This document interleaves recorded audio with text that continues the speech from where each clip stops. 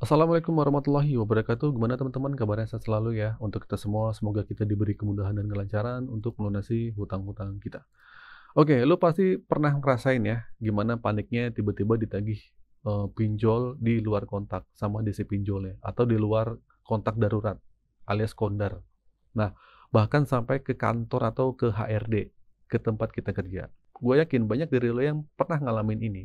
Apalagi yang pinjolnya mungkin dari Shopee, atau pinjol legal lainnya yang nekat hubungi ke HRD atau kantor lo. Gue paham banget ya, yang lagi panik, bingung, dan bertanya-tanya, emang boleh ya mereka kayak gini? Apa yang harus gue lakuin nih bang? Oke, jadi santai dulu ya. Mungkin lo tarik napas dulu, jangan panik. Di sini gue bakal jelasin semuanya, biar lo nggak gampang kena ancaman dan adu domba. Nah, ingat ya, lu harus tahu, Otoritas Jasa Keuangan atau OJK udah ngeluarin aturan baru, yaitu POJK nomor 22 tahun 2023 tentang perlindungan konsumen. Nah, aturan ini jelas banget ngatur soal etika dan waktu penagihan. Nah, jadi gini, dalam pasal 62 ayat 1 POJK nomor 22 tahun 2023, OJK itu mewajibkan pinjol atau pelaku usaha jasa keuangan atau PUJK buat nagih utang sesuai norma yang berlaku. Nah, di ayat 2 ini dijelasin lagi bahwa pinjol nggak boleh pakai cara ancaman, kekerasan, atau tindakan yang mempermalukan konsumen. Sekarang, coba lu pikirin baik-baik. Kalau pinjol menghubungi orang di luar kontak darurat, apalagi sampai nyebarin informasi ke HRD atau teman-teman lu, itu termasuk cara yang mempermalukan bukan? Jelas banget, ini pelanggaran. Nah, mereka menyebarluaskan data dan info utang lu ke orang-orang yang nggak ada urusannya. Dari situ lu paham ya? Nah, aturan OJK juga tegas banget soal jam penagihan, yaitu cuma boleh Senin sampai Sabtu, dari jam 8 pagi sampai jam 8 malam. Di luar itu, mereka nggak boleh nagih. Apalagi di hari libur nasional. Terus yang paling penting nih, penagihan cuma boleh dilakukan ke alamat penagihan atau domisili konsumen. Jadi nggak ada cerita DC datang ke kantor lu atau ke tempat nongkrong lu. Kalau mereka mau nagih kantor, itu cuma bisa kalau mereka udah dapat izin dan persetujuan dari lu. Kalau lu nggak setuju, ya mereka nggak bisa seenaknya langsung datang. Terus yang jadi pertanyaan, apa yang harus lu lakuin saat ditagih melanggar aturan ini? Ya, lu nggak usah takut. Kalau kalau DC pinjol melanggar aturan tadi, lu bisa ambil tindakan. OJK udah bilang ya, kalau pinjol melanggar, mereka bisa kena sanksi administratif, mulai dari peringatan tertulis sampai penjemputan izin usaha. Caranya gimana? Lu harus kumpulin bukti-bukti pelanggaran. Misalnya lu bisa simpan bukti berupa tangkapan layar atau screenshot, chat, rekaman telepon, atau videoin deh DC-nya yang datang ke kantor lu. Dokumentasiin aja semuanya. Tanyakan nama mereka, dari mana, dan apakah mereka sudah tahu aturan penagihan terbaru dari OJK ini.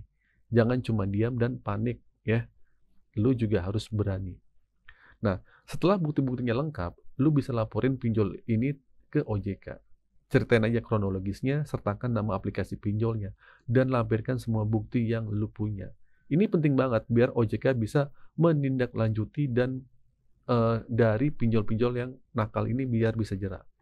Nah, gue paham ya, tekanan dari pinjol ini bisa bikin lu stres, panik, bahkan sampai kepikiran buat gali lubang tutup lubang. Atau mungkin lu bisa nekat untuk jual aset. Ya, lu juga bisa jadi korban pikiran negatif ya yang disebarkan sama si DC, yang akhirnya bikin lu nekat melakukan hal-hal yang merugikan diri lu sendiri.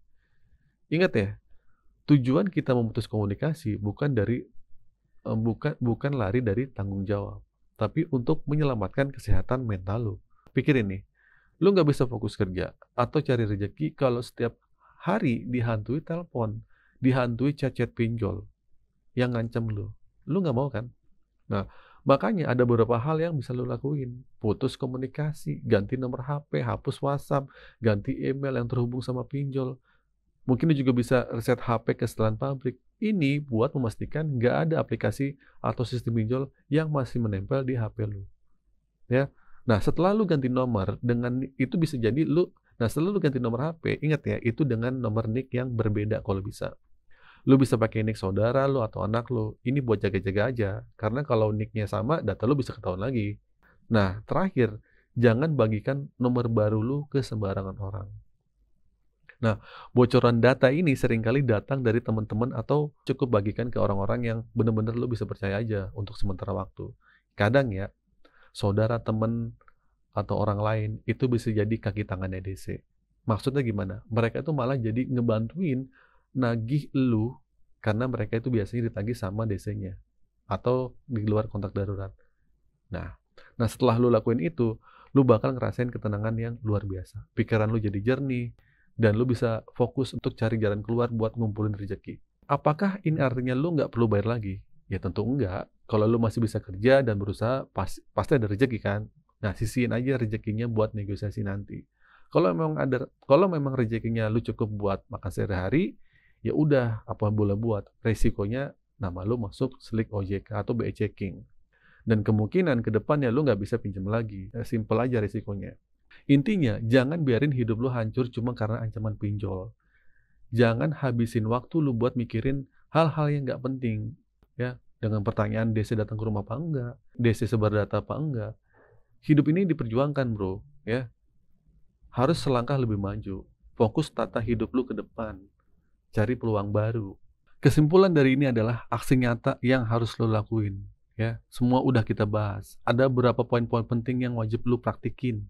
Jangan cuma didengerin, tapi dilakuin. Ini juga demi ketenangan hidup lu juga. Pertama, pinjol yang menghubungi di keluar kontak darurat, apalagi sampai ke HRD, itu jelas-jelas melanggar POJK nomor 22 tahun 2023. Jadi cara penagihan mereka itu ilegal. Lu nggak perlu takut, karena OJK sudah mengatur secara tegas bahwa penagihan nggak boleh pakai cara yang mempermalukan atau mengancam. Menghubungi orang yang nggak ada sangkut pautnya dengan utang lu, apalagi di tempat kerja, adalah bentuk pelanggaran berat. Terus yang kedua, lu juga harus berani ambil tindakan, bukan cuma pasrah. Kalau mereka melanggar, kumpulin aja semua buktinya, rekam teleponnya, tangkapan layar chatnya, videoin aja kalau ada DC yang nekat ke kantor lu. Tanyakan identitas mereka dan pastikan mereka itu tahu aturan penagihan yang terbaru, ya. Nah, setelah itu laporan pinjolnya ke OJK, ya, dengan menyertakan bukti-bukti yang lu punya. Nah, yang ketiga nih, yang terakhir, dan ini yang paling krusial, jaga kesehatan mental lu. Ancaman teror DC itu dirancang untuk bikin lu panik, stres, dan gak bisa mikir jernih. Nah, mereka sengaja bikin lu tertekan supaya nekat, gali lubang, tutup lubang, bahkan sampai jual aset. Nah, langkah awal yang paling efektif adalah memutus komunikasi, ganti nomor, ganti email lu. Ya, jangan cuma ganti kartu, tapi reset aja ke HP lu ke setelan pabrik, biar nggak ada data-data yang pinjol yang masih nyantol. Nah, jadi lu udah tahu kan apa yang harus lu lakuin kalau ada DC pinjol yang nagih di luar kondar atau kontak darurat atau sampai menghubungi HRD atau amit-amit datang ke kantor lo. Itu semua melanggar aturan OJK. Lu nggak perlu takut, justru lu bisa melawan dengan bukti-bukti yang kuat. Laporkan aja ke OJK biar mereka yang menindaklanjuti. Dan yang paling penting, jangan biarkan pikiran lu diracuni sama DC pinjol. Putus aja komunikasi, tenangin diri, fokus buat menata hidup lu. Jangan sampai lu jadi orang yang paling rugi karena sibuk mikirin ancaman DC pinjol. Ya. Nah, kalau lu udah tahu hal ini, lakuin. Kalau ada pinjol yang nagih keluar kontak darurat atau menghubungi HRD, lapor aja ke OJK. Lu nggak perlu takut lagi, justru lu bisa melawan dengan bukti-bukti yang kuat. Nah, jadi dengan melakukan semua ini, lu nggak lagi lari dari tanggung jawab. Sebaliknya, lu sedang menyelamatkan diri lu yang sedang tertekan dari masalah pinjol ini. Pikiran yang tenang ini akan membuka peluang-peluang baru, lu jadi bangkit dan menata keuangan lu. Kalau nantinya lu punya rezeki, lu bisa negosiasi untuk menyelesaikan utang. Kalau enggak, ya udah, resiko cuma masuk slik OJK. Oke, itu saja teman-teman video kali ini. Semoga video ini bermanfaat. Akhir kata dari saya, assalamualaikum warahmatullahi wabarakatuh.